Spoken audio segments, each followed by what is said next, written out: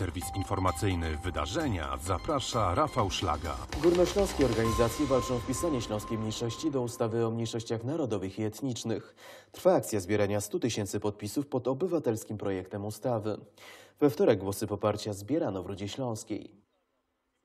Na zebranie 100 000 podpisów mają czas do połowy lipca. Ślązacy zbierają szeregi i zgodnie z zapowiedzią walczą o uznanie śląskości. We wtorek podpisy pod obywatelskim projektem ustawy zbierali na placu Jana Pawła II w Rudzie Śląskiej. Rozstawili mieszkańcy Rudy Śląskiej i okolic. Zachęcam wszystkich do podpisywania listy obywatelskiej, która ma na celu zmiana ustawy o mniejszościach narodowych i etnicznych. Jeżek dumny ze własnego miasta Nowy Bytom, w którym się urodził, tutaj niedaleko, że aż tyle ludzi jest chętnych do podpisywania. Mam nadzieję, że uda nam się szafnąć te 100 000 podpisów.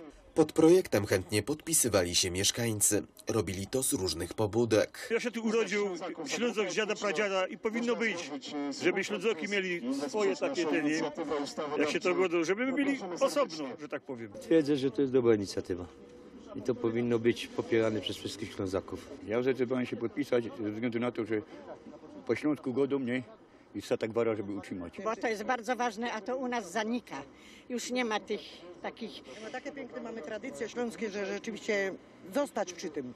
Co warto podkreślić, do akcji zbierania podpisów włączyło się większość regionalnych stowarzyszeń i organizacji. Ślązacy muszą sobie dać zawsze sami rady, nigdy nie ma pomocy z rządu, także my musimy sobie sami pomóc, musimy sami zrobić wszystko, żeby po prostu nas uznali jako narodowość. Musimy robić wszystko, żeby tak było. W powodzenie całej akcji Górnośląskie Przebudzenie mocno wierzy lider Ruchu Autonomii Śląska Jerzy Gorzelik. Chcemy też pokazać tę problematykę śląskiej odrębności na zewnątrz, ale także tutaj podjąć szereg dyskusji dotyczących ważnych spraw, bo zmiana ustawy będzie miała bardzo ważne skutki.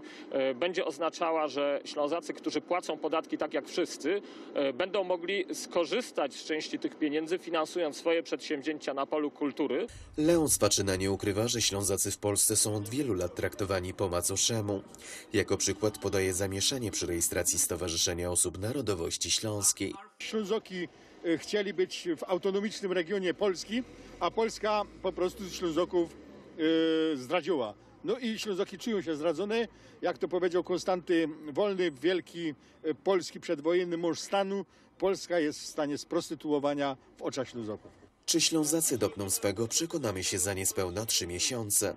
Później kolejny ruch będzie należał do posłów, którym na ręce będzie patrzeć kilkaset tysięcy potencjalnych wyborców.